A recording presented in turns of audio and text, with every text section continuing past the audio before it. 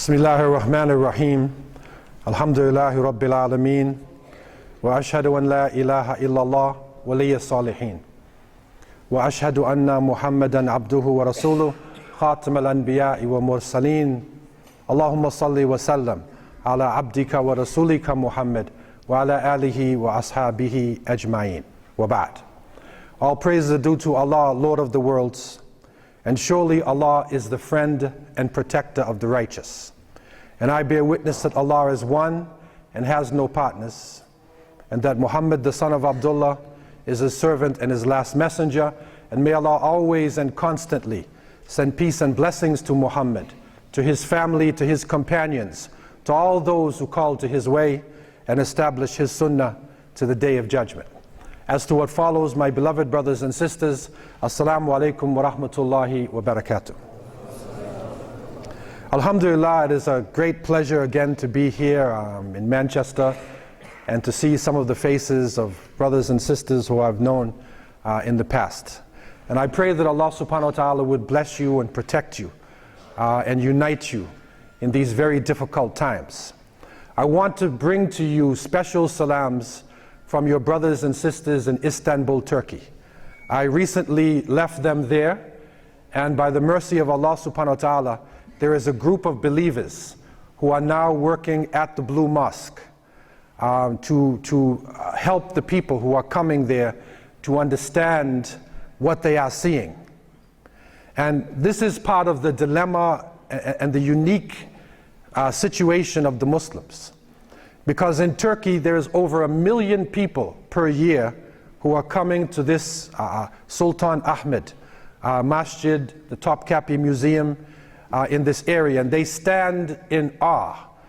They are amazed at the sight that they see. They are amazed at the power that the Muslims once had. But they see the building and they don't understand what it is the Muslims are actually about. Who are they worshiping? Who are they following? What was the basis of this civilization that was able to construct buildings on this size and to influence the world in the way they influence the world?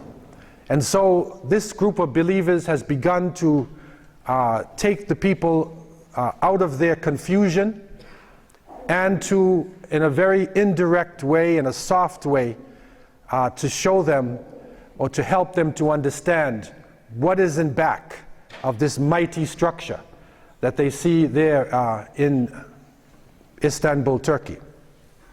And this really is part of the uniqueness of the Muslim Ummah. Because at this point in time, when we look at our past, we see that we have a history of respect, a history of power, a history of progress, that it is through our scholars who were inspired by the last Prophet Muhammad ﷺ, Muslims were able to take the knowledge of the ancient ones, the ancient Egyptians, the ancient Babylonians, Chinese, Greeks, Romans, take the knowledge of the old world and bring it into a practical form using Tawheed in order that people could use it in the modern age. And so this was a great achievement during the golden ages of Islam. It wasn't the dark ages, as many scholars would like to tell us. The reality was it was the golden age of Islam, and Muslims at that point were on the pinnacle of civilization in the world. In the present situation that we are in, coming out of the colonial period, coming out of subjugation, where our countries were dominated by powers that came from the outside, coming out of a feeling of inferiority, the Muslim world is growing and growing. There is a groundswell that is happening with the rise of Muslims throughout the world. Alhamdulillah, in Canada, where I'm living now today, we established a masjid in the North Pole. And so you go to the highest reaches of Canada, to the highest part of the earth, Alhamdulillah, we took a masjid and carried it up there, and we established it. And so 5 salats are being done in the North Pole. In Australia, recently I met a chief of an Aboriginal clan in Melbourne, Australia, and his people are coming into Islam in large numbers. And so Islam is spreading to people in the far distant peripheries of the world. And our numbers are rising and rising in a phenomenal rate. In Toronto, where I'm living, Muslims now are officially 10% of the population. 10% of Toronto are Muslims. So we have large numbers. We also have some of the richest people on the face of the planet Earth. They take a census of rich people and they tell you, these are the top 10, these are the top 20. Some of our leaders, you can't even put him in the census because he doesn't have a bank account. His money is the gross national product of the country itself. So you can't even compare our leaders to Bill Gates and people like this, because they don't even have bank accounts. They don't even need to have a bank account. And so the wealth that we have is mind-boggling. It is out of control. We also have large armies. We have intellectuals. We are sitting in strategic positions all throughout the planet. We have knowledge. The great scholars in the past would have to travel hundreds of kilometers, in some cases, to get one hadith. And now we can take the authentic books, we have them, we put them all on a chip, put it in our pocket. We are carrying hundreds and thousands of traditions with us. So it's not about knowledge. It is not about numbers. It is not about our potential. But there is something that is happening that I want to share with you, the thoughts that we are having as people who have embraced Islam, as young people who are growing up and looking at the Muslim Ummah. With this great potential, there is a contradiction. With the great wealth, there is also poverty. Some of the poorest countries in the world are Muslim countries. And I lived with Muslims in the Sahara Desert, in the Sahara al-Kubra, where they barely had enough to break their fast. It's the same ummah, the same kalima, but some have an obscene amount of wealth and others hardly have enough to survive. And so this is a fitna, this is a test. And the Prophet ﷺ is reported to have said, Inna likulli umma fitna wa fitnatu ummati al-mal. Every nation has a trial and test, and the trial and test of this nation is wealth. We have too much or we have too little. We're on extremes, so it's a contradiction. Our armies are there, but they are not coming to liberate the oppressed. Our wealth is not feeding the poor. Our intellectuals, in many cases, instead of making achievements for the future, like they did in the Golden Age, will argue with each other over minor points. And the Prophet ﷺ is reported to have said, مَا ضَلَّ قَوْمٌ قَطْ بَعْدَ هُدَى إِلَّا أُوتُوا الْجَدَلِ. That people would not go astray after guidance till they were given the ability to argue with each other. And so it's a contradiction, and it is reaching epic proportions. It has happened a few times in Islamic history where it has reached this proportion. It is said in the 13th century of the Common Era that the Muslims were divided into nation states, that the Khalifa was a symbolic leader, that the great scholars like Ibn al-Athir, in his history book, he reports that during that year there was no Hajj group that went from Baghdad to Mecca. They were too busy to make Hajj. The ulama were given a tiny pittance, whereas the ruling people had a huge amount of wealth. And so with this contradiction, a major change came about. A catastrophe hit the Muslim world. When the Mongols sent their emissaries into the Muslim world, they were disgraced by the Muslims. Their beards were shaven and they were sent back, and their leader stood under his god, and he said, there's only one sun in the sky and there's only one Khan on this earth. And Genghis Khan unleashed his forces on the Muslims, and they unleashed them, and they created a major catastrophe. A genocide of unbelievable proportions came about, until Allah subhanahu wa ta'ala raised up Saif ad-Din Qutuz rahimahullah. He united the Muslims and they stopped the Mongols in Ain Jalut. And following this, they gave dawah to the Muslims. They gave dawah to the Mongols. Saif ad-Din Qutuz stopped the Mongols. They were given dawah, and some of them accepted Islam. And so the people who were the enemies of Islam then became champions of Islam. But the shahid here, the witness here, is the contradiction, the wealth, the potential, not using it in the proper way.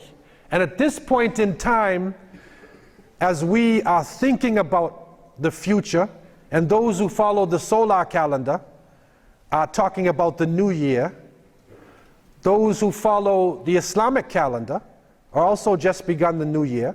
People are thinking about the past, thinking about the future. Allah Azza wa Jal tells us in Surah Al-Hashr, A'udhu billahi minash shaitanir rajim, Ya ayyuhal ladhina amanu attaqullah, wal tandur nafsun ma qaddamat lighad, wattaqullah, inna Allaha khabirum bima ta'malun, wa la takunu kalladhina nasullaha fa ansahum anfusahum. Ulaika humul fasiqun. Allah said, O you who believe, have the consciousness of Allah, and let every soul look to what it has put forward for tomorrow and fear Allah. Surely Allah is well aware of all that you do. And be not as those who forgot Allah, for He will make them forget themselves. Surely they are the disobedient ones. And so we have understood the gem of this verse, where it says, La takunu kalladhina nasullaha fa ansahum anfusahum.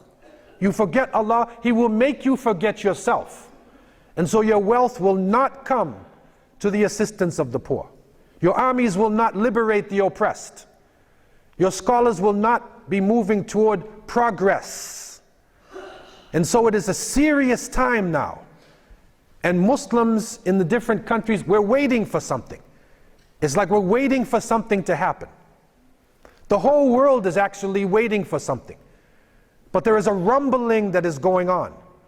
There is a rumbling, there's a groundswell that is happening, and it is the earth itself. The earth itself is throwing back at us as human beings. For too long, we polluted the planet. We destroyed the ecosystems. We cut down the trees. We made extinct so many animals and plants. And now it's turning back on us. And the skeptics said, oh no, this is a natural thing. This is not a natural thing. And everybody realizes it now. Because the tornadoes and the earthquakes and the floods, the tsunamis, the things that are happening now are usually considered to be the worst on record. Last year there was a flood in Poland, and the Polish considered to be the worst flood in living memory. The flood in Pakistan and the flood in Australia right now, they are calling it biblical. The only word they can use for it, it's a biblical flood. It reminds them of Noah alayhi salam, a moving tsunami. Right now, Australia, there's a section of Australia the size of France and Germany is going underwater. It's happening all over the planet. And if you study nature closely, you see some strange things. In Canada, to the north of Canada, the polar bears that normally move across the ice to their feeding grounds, they can't reach their grounds because the ice is melted. There are insects in Canada. Instead of fleeing south, the insects are going north. The insects are going north. And the animals and insects, they know something that we don't know. And it is said at the time of the tsunami, when the tsunami hit Southeast Asia, that there was a quietness in the ocean, and the animals started to go to high ground because they knew something was coming. And so the insects in Canada are going north to a place where they never went before. So there are some strange things that are happening. And we were told about this. This came to us in our book. In Surah Al-Rum, verse 41, Allah Azza wa Jalla has told us, أعوذ بالله من الشيطان الرجيم ظهر الفساد في البر والبحر بما كسبت أيدي الناس ليذيقهم بعض الذي عملوا لعلهم يرجعون. Corruption has appeared on the land and the sea because of what man's hands have done. And we will make them taste something of what they have earned in order that they would return to the path. And so, Sadaqallahu al-Azim, it has come to pass. We are tasting it. And it is interesting that the companions of the Prophet ﷺ, they talked about this verse. What is fasad fil bar? What is fasad fil baha? They discussed because of the sins of Bani Adam, that there would be a decrease in vegetation, that animal life would be destroyed, that fish would be destroyed in the ocean. From back 1400 years ago, they were discussing the issues that are hitting us right now, but people don't learn. And they had a big conference in Copenhagen. They had another one in Cancun, Mexico recently. But the one in Copenhagen, that was the one that was supposed to solve the problem. And so they said it's not Copenhagen, it's Hopenhagen. There's hope for the future. But when they really discussed the issue and they said one of the basic problems is the inequality between the rich and the poor, that there is a tiny minority of people who are controlling the wealth of the planet, that is the real problem. Then everything froze. And Hopenhagen became Nopenhagen. No compromise. In Cancun, the major countries, no compromise. And so we are left at the doorstep of an apocalypse. What we will be seeing in the next few years, and Allah knows best, is cataclysmic changes. It's going to change the relationship of people forever. Our nation states will change. Our economies are going to change. And so Muslims, we have a very serious role in this. Because we are the ones who are carrying the last testament. We are the ones who are carrying the message of the last and greatest of the Anbiya. We have gems of wisdom in our hands. We have solutions to the problems that people are facing. The people are facing spiritual crisis right now. They are going to magicians. They go to fortune tellers. They try to call on spirit gods. They cast spells. They enter secret societies because there's a vacuum. There's a spiritual vacuum. And Muslims have the Declaration of Independence in a Surah Al-Fatiha, Iyaka na'budu wa iyaka nasta'in. With that verse alone, we are saying that you alone, Allah, do we worship, and from you alone do we seek assistance. The economy of the world is going into a major recession. You think that because some money was shifted from banks into the hands of elite people, that this is going to change the economy? It's not going to change, because it is based upon a lie. The promissory notes that we have been given do not equal the gold and silver in the banks. People are not trading based upon reality. And money fluctuates and goes up and down. And so this recession, it has just begun. We have the answer to this.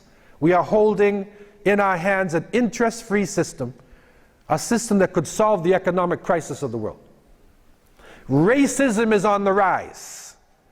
People are being polarized. People are hating each other just because of the color of the skin, or because of their tribe, or because of their nation, and sometimes because of their passport. We have the answer to this. If we practice Islam and stay away from tribalism or stay away from nationalism, we have the solution in our hands to break down racism, that we would know each other as tribes and nations, we would love each other, and we would get to know each other. لِتَعَارَفُوا. We have the answer to this. We have the answer to the lifestyle people are living. A recent study was done in Canada, and they found out that alcohol is more dangerous to a human being than heroin and cocaine. This is a serious study. They found that alcohol is really drugs in liquid form. They used to call heroin and cocaine hard drugs. This is the dangerous one. But you drink alcohol, you just take a little tip, take a nip. Just enjoy yourself. Now they have come to the conclusion that alcohol not only ruins your body, your liver, your nervous system, it also ruins your family. It causes abuse. It causes accidents on the highway. It destroys everything around it. And we have a way to live without drinking alcohol. This is a big thing. You can enjoy yourself on Saturday night. You are here, it's New Year's, and you're not high. You don't have a hangover from last night, I hope. You don't have a hangover. You're enjoying yourself without alcohol. You're not intoxicating yourself. Intoxicate, toxic. You're not poisoning your body in order to enjoy yourself. This is an amazing thing. And we should be sharing it with people. How to live a life without alcohol and drugs. How to enjoy yourself in a way where you remember the creator of the heavens and the earth. So we have great potential. But the ummah now, we are in a serious position. We are crying for change. We cry for political change. We cry for the Khalifa. We cry for social change. We cry for Islamic banking. We want Islamic halal food. We want Islamic lifestyle. But Allah said, "Inna Allah la yughayyiru ma biqawmin hatta yughayyiru ma bi anfusihim." Allah will not change the condition of a people until they change that which is in themselves. No change. There's going to be no change. And so when we look to the future with the great potential that we have, Allah told us, "La takunu kalladhina nasullaha fa'ansahum anfusahum." Do not forget Allah. He'll make you forget yourself. Change will not come about until we go into our hearts. We have to change the template. How we practice Islam. What is the purpose of the masjid? What is our mission as Muslims? We have to change this before it is too late. And when the great cataclysm happens, when the apocalypse begins, we have to be able to think outside of the box, using the Quran and Sunnah as our guide, to think outside the box toward the future. When we look at our community, in looking toward the future, there's some amazing studies that have been done. And I want to share one study with you and reflect upon it in terms of our own community and how we can do something towards the future. The first change is inside of ourselves. But there's another change that our community is facing. A recent study was done by the United Nations, and normally politically they don't favor Muslims, but they have an outreach. And they went around the world and looked at the situation of populations, and they found out that in the 21st century, this is a century of young people. They found out that presently 48% of the world population is under 24 years old. 48% of people on earth are under 24.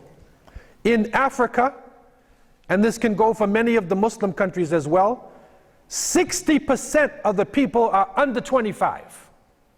They did a study of North Africa, of Algeria, and some of the Northern Africa. They found this. 60% of the people under 25 years old. So we are a young nation. If you take all of the Muslims and put them outside on a field, you will find the majority of the Muslims are young people. But yet, when we look at our programs, what happens in the masjid, and I'm not necessarily talking about this masjid, when you look at the masjid, how many programs are for the young people?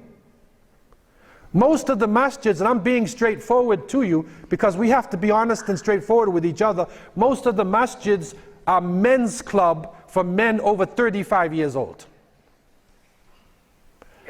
The majority of the people are young. If you want to sell, encyclopedias, that's what they used to sell. Now it's Googles for everything. But if you want to sell products in an area, you take a census of the people. You understand the people themselves, and if they are literate, if they're going to buy your books, then you sell your books. If they don't read, you're not going to sell your books. And so our activities, our understanding has to change. It is the younger generation that will carry Islam in the future. They are the ones who will live in the future. Not our generation, the older generation who is here. It is the young people who will live in the future. They will face the apocalypse. How will they function in this world? There are certain issues, certain crisis points that are shared by young people all over the planet. And I want to share these with you as a means of looking at some practical areas that we can begin to focus on. We need activities. The Prophet ﷺ, when he established the masjid in Medina, it was an all-purpose Islamic center. All types of activities went on inside the masjid. Even political decisions were made inside of the masjid. According to the study, there are 5 crisis points that the younger generation, who are the majority, will have to face in the 21st century. 5 crises. Number 1, violence. The level of violence today of murder and killing is the highest level in recorded history. There is no time where human beings had the ability to kill and destroy each other like we do today. And so young people have to grow up in a world of violence. And that violence, wa'iyadhu billah, sometimes it starts in their own homes. And that is where alcohol and drugs and gambling and other addictions, they naturally lead to abuse. People who leave the sunnah, people who base their religion not on their deen but on their culture, they also have abuse. And we have found this in our communities. Number 2, an erosion of traditional values. This is an interesting point. Young people around the world, their value systems are changing. And they are being taught by the international globalization, which is coming on the television, it comes in the movies, it comes on the internet, it comes on Facebook, on Twitter, the social networking. They are being taught to accept values other than their own traditional values. I say to some of the students that I was born in BC. And they say, wow, that means you're a caveman or something like that. BC. You know what BC is? Before computers. It was only in the 90s we started using computers, right? Not a long time ago. I can even say I was born in BFB. I was born before Facebook. Because Facebook has changed everybody's mentality. Some people live a life larger than anything on the Facebook. He's Superman on the Facebook. And you meet him, he's just a little simple guy. Okay? So it has changed everybody's relationship. But what are we being taught by the media? What are we being taught? What are the images coming to us? Signs and symbols are coming to us. So a young person would rather eat, instead of eating his own nice biryani or shawarma or kebabs, he wants Kentucky Fried Chicken. Or he wants McDonald's. I came into a Muslim country in Ramadan. I'm not going to say which one it was. And I came from the airport, and as we moved in the dark, the first thing I saw was the golden arches, and it said Ramadan Mubarak, with the golden arches of McDonald's. That was the first thing in the Muslim country. And so our value systems are changing. What does an erosion of traditional values mean for Muslims? It means they will leave the deen.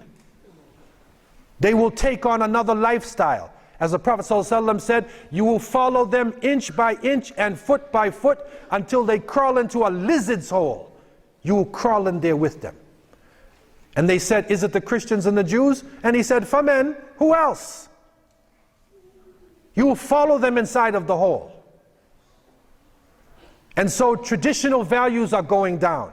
That is a struggle for the younger generation, to be able to see Islam in a practical way today. We can no longer give khutbahs and put people to sleep. Take them 1400 years back and they have nothing to use today.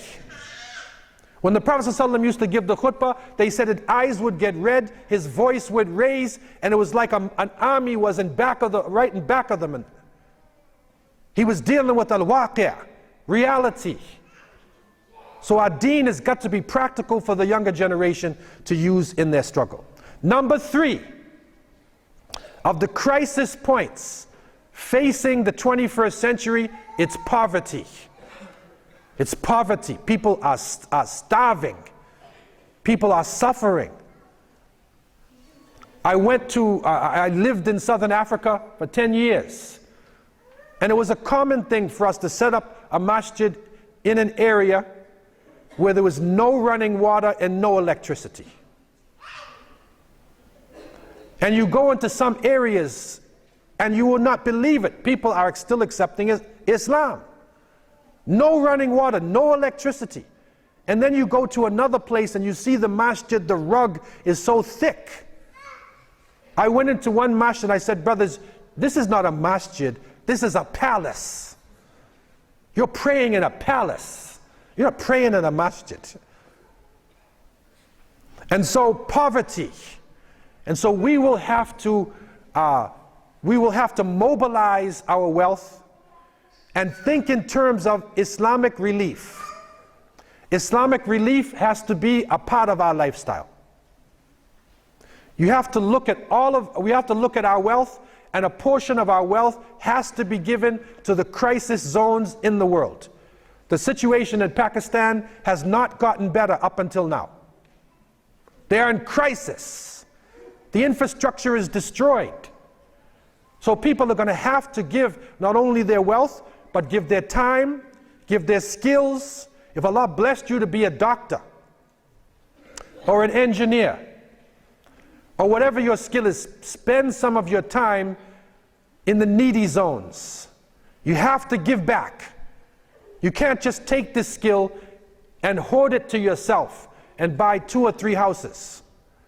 You have to give back to the people, because poverty, suffering, this is going to be one of the hallmarks of the century that we are in.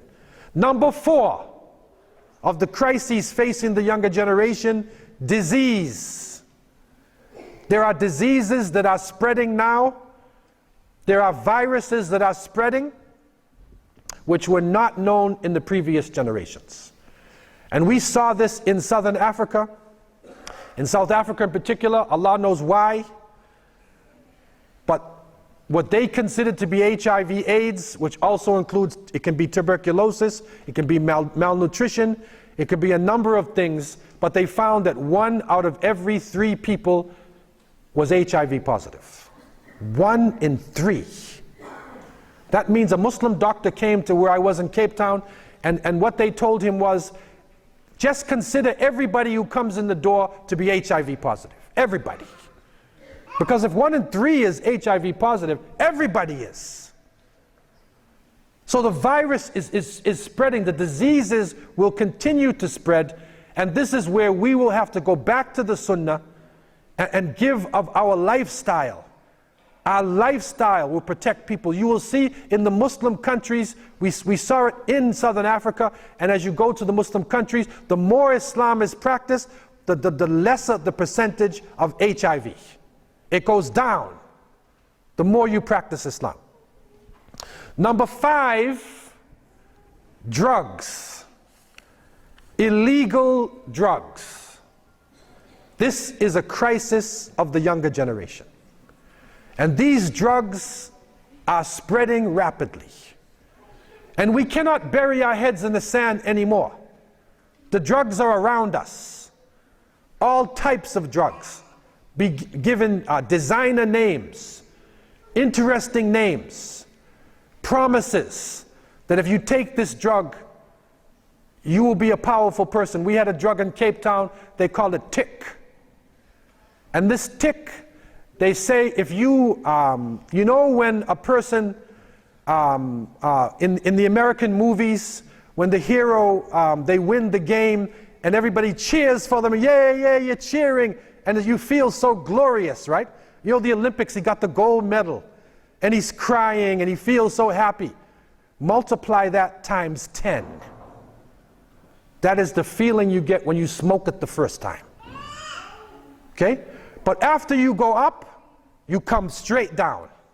And you will never find that feeling again. You will search for that feeling for the rest of your life. And you need more and more and more. If you smoke it once, you are addicted probably for your life. That's how dangerous the situation is. And so in this area, and this is interesting that it came through the United Nations international study of young people around the world, the majority of people in the world. We can think about our own masjids. What are priority areas? What things can we actually do? Number 1, education. Education is key for us. It is key for us to be able to overcome the problems that we are facing. Islamic education, skills training, development is crucial for the younger generation. They need to learn skills. They need to be educated properly. Number 2, how can we help the younger generation? Employment. Employment is going to be a major crisis. And you know what's happening here with education. You know what is happening with employment. It is becoming a crisis. What we can do, those who have jobs, those who have businesses, who have skills, give back to the community. If you have IT skills, set up a course where you train young people in IT. If you're a carpenter, if you're a plumber, if you're an electrician, whatever skills you have, give back to the community so the young people can also gain these skills. Number 3, priority areas. These are solutions now. We have to deal with hunger and poverty. We will have to deal with this wherever we found it. I was shocked in Canada. We opened up a food bank in the 90s, and we had thousands of people in Canada, Muslims, coming to our food bank. In a Western country. But they didn't have enough to really live a proper life. Number 4, the issues of health. We have to deal with health. We focus on halal things, and we need to have halal food.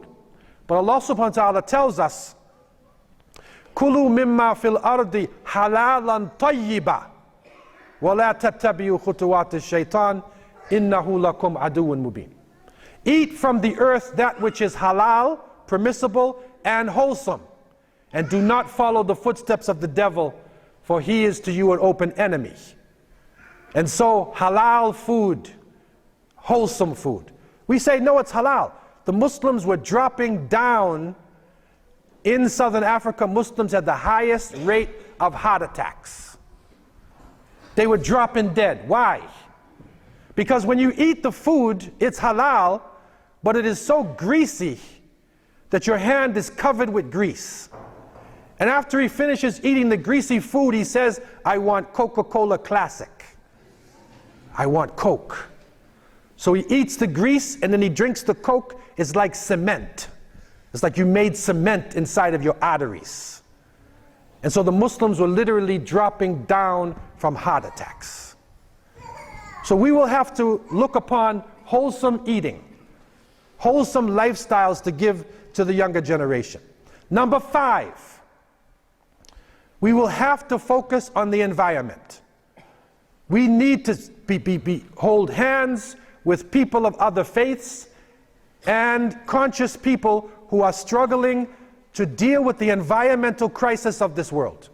We should be leading the world in greening deserts, in dealing with pollution. We should be leading this. The verse is saying, we will make them taste something of what they have earned in order that they would return to the path. And so the whole issue is to return to the path.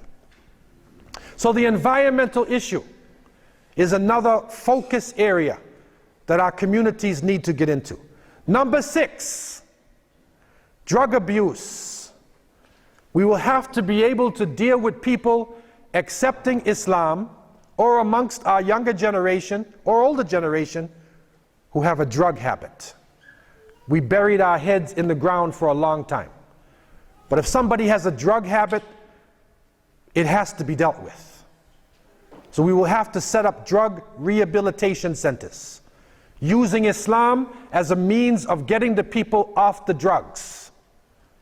It is a really important thing, and that is a great blessing, or it is a great benefit that we can give to society for the future. If we have centers where people can come off the drugs, and the spirituality is Tawheed, because they need spirituality, and who has the best spirituality but those who have kalima la ilaha illallah Muhammadur Rasulullah sallallahu alaihi wasallam. Number 7, priority areas, juvenile delinquency. We will have to deal with the problems of our younger generation. You cannot bury your head in the sand.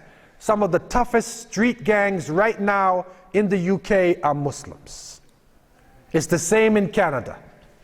It's the same in South Africa. Some of the toughest gangs on the street. How will we deal with them? Why do they join the gangs? They are not getting, they don't have identity. They don't get a feeling of manhood, rites of passage, to go from youth into being an adult. In our Muslim country, there was a way for a young man or a young woman to become an adult. If we don't have this, they get it in the streets. So we're going to have to deal with juvenile delinquency, to provide programs to deal with the youth who are out in the streets and who are having serious problems in this society. Number 8, priority areas for the future, leisure time activities. What do we do on Friday night? What do we do on Saturday night? What halal alternatives do we have for the younger generation? When the fitna comes to them, last night, when they're celebrating, what alternative do you have? We have to have an alternative to this. And it needs to be one, we need to think it out properly and not just copy the Western society, but think it out properly and make a good alternative. Number 9, priority areas. This is interesting. This is an international problem. It is girls and young women. It's a priority area. They will have to be dealt with. And that does not mean that we will have the sisters in the conference and you have the brothers studying fiqh and aqidah and tawheed, and you have the sisters studying Islamic cooking. What is the new designer samosa? That cannot happen anymore. Because some of the great scholars of Islam, you will see the great imams talking about in their isnad, there are women. And the sisters right now, in groups like Al-Maghrib Institute, Al-Kawthar, and some of the new institutes coming up, the sisters are the dominant force in education. It's happening all over the place. So there needs to be a priority where they can gain an Islamic education and also be involved in the leadership of the community. Number 10, the full and effective participation of young people in leadership. Young people can no longer be put on the side. They need to be in the shura. When decisions are made for the future, you need to have a young person sitting there. Why do you think the Prophet ﷺ had the 5 Abdullah ibn Abbas, ibn Umar, ibn Amr ibn al-As, ibn al-Zubair? Why did he have the Abdullahs? They were young people. Ali ibn Abi Talib, Usama ibn Zayd, radiallahu anhu. They were young people. And they were sitting with the Prophet, peace be upon him, sitting with the companions. So when it was time for leadership, they were able to take it over. In order to do this, Islamically, we need to change the template, change our thinking in Islam. And I want to humbly put forward a few suggestions. Number 1, we need an increase in taqwa. We need an increase in taqwa. It needs to be a real consciousness of Allah subhanahu wa ta'ala. Al-khawf wa raja. That we really fear Allah azza wa jal, hoping in the mercy of Allah. And this taqwa is a wiqaya, it is a shield. It will protect us in the masjid and outside of the masjid. Number 2, proper knowledge of Islam. We will have to seek our knowledge of Islam from authentic sources. We can no longer take Islam from culture. Oh, that is what my father did. That is what my mother did. We have to take our deen from authentic sources. And everybody needs to spend some time studying classical Arabic. Fusha. You have to learn Arabic. It doesn't mean you master it, but the more you learn is the closer you come to the wahi.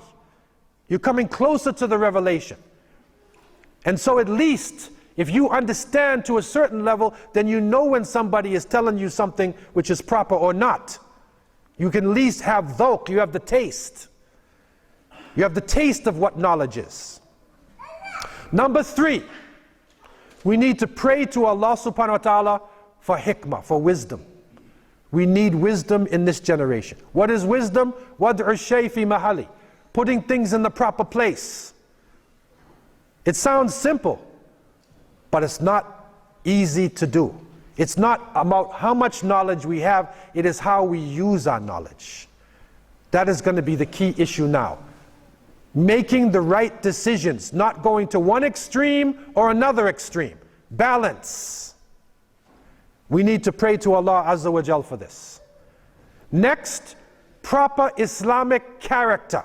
We need to focus on character. The Prophet ﷺ said in the Muwatta of Imam Malik, "Bu'ithtu li utammima husnul akhlaq." I have been sent to complete the best in character. That is the essence of Islam. It's about character. That's how Islam was spread. It was not spread by conquering armies. It was spread by interpersonal relationships. That's what we need now. The people around the masjid need to feel our character. Some of the brothers were saying the other day, maybe one of the things we can do if there is a garbage strike, then we get Muslims in a certain area and we will come out with a truck and we will clean the area fi sabilillah. We will not ask anything from the people, but we will clean the area up. And they will see that Muslims are a benefit to society, not just some strange people with clothes on, long clothes, and one screaming at the top of the building at 4:30 in the morning. No, what are we doing for the people outside in front of us? Next, courage and conviction. We need to pray to Allah subhanahu wa ta'ala for courage. We have to have shuja'ah. We have to have conviction now in this time of the apocalypse. Next, a knowledge of the environment, what is happening around us. Not just talking about the environmental struggle. We need to know the trends in society. We need to understand what's happening in the world and apply our knowledge to the world. So we have to keep up with the trends in the world. Next, shura. We need to take shura, mutual consultation. In our families, one of the key issues why we have problems in our family, the husband does not talk to the wife. The parents do not talk to the children. When does the family get together and take shura? When does the husband come to his wife and say, I want to make this move? What do you think? Each family should have a period of time where they come, and in the shura, the child or the wife is allowed to criticize the father. Because the great khulafa al-Rashidin, they were criticized by the people. And they were glad that they were criticized. So shura is crucial in our families, in our masajid, in our communities, and in everything that we do. Next, in this time of apocalypse, we need a positive approach. It's a win-win situation for the Muslims. Either we win in this life or we win in the hereafter. The Prophet ﷺ, when he sent his followers out, he told them, Bashiru wa la tunafiru, yassiru, wa la tu'assiru. He said, give glad tidings. Don't drive people away. Make Islam easy. Don't make it difficult. Many times we make it difficult. Even if we differ on a subject, there may be two opinions on a subject. Both of them made their own research and they have a different opinion. What happens? Do we hate each other? Do we form another masjid because of that? It is reported in Banu Qurayza, after the battle of the Khandaq, the Prophet ﷺ was informed by Jibreel to go to the Yahud because they have broken the treaty, that he should go to Banu Qurayza. And the Prophet ﷺ said, anyone who believes in Allah and the last messenger will not make Asa except in Banu Qurayza. Go south. So the companions started to go south. As they went south along the road, Asa was going out. Remember, the Prophet said, make sure you do your Asa in Banu Qurayza. But now Asa was going out. So do you make your Salatul Asa or not? Some of the companions said, no, I'm making Salat. Because Allah Azza wa Jal has said, this is Kitab al-Mawquta, you have to make this Salat on time. So I'm making Salat. The other one said, no. The Prophet ﷺ said, you have to pray in Banu Qurayza. So when they reached Banu Qurayza, they were arguing with each other. They were fighting with each other. If it was us, there would be two different masjids, two different communities, a major split. They went to the Prophet, peace be upon him, and you know what he said? You're both right. You see hikmah? Both of you are correct. One was following Allah and the other was following the Messenger of Allah. Both of you are correct. It's not black and white, up and down, haqq or batil. Both of you are correct. So you have to learn to tolerate each other, tolerate differences. 6 and 1 is 7, 5 and 2, 4 and 3. It's 7. So we'll have to learn to tolerate differences. And in this, we will need to have cooperation and unity. And at this stage, we can have what I call operational unity. Maybe the masjids are not exactly the same, but at least the Ahl Sunnah wa Jama'ah, we need to be able to have a shura to cooperate with each other. Mashal al-Aqsa, when they offended the Prophet ﷺ with the poetry or with the cartoons, everybody came out. There's certain issues that will bring all Muslims on the streets. So at least in these issues, make shura, have operational unity between us. Try to unite. It's difficult. Muslims are doing different things. It is reported that the companions of the Prophet ﷺ, Khalid ibn al-Walid radiallahu an, he only memorized a few short surahs. He didn't have time. He came in at the end and he was a warrior. So he just knew Nas and Falaq and whatever. So when it was time for Salat, you do not ask Khalid to lead Salat. You look for Abdullah ibn Mas'ud, or you look for somebody who masters the Quran. Okay? But when the enemies of Allah were near, they said, where's Khalid? Where's Khalid? Put him in the front. So you see what they did? They knew each other's strengths and weaknesses. And based on this, your leadership comes.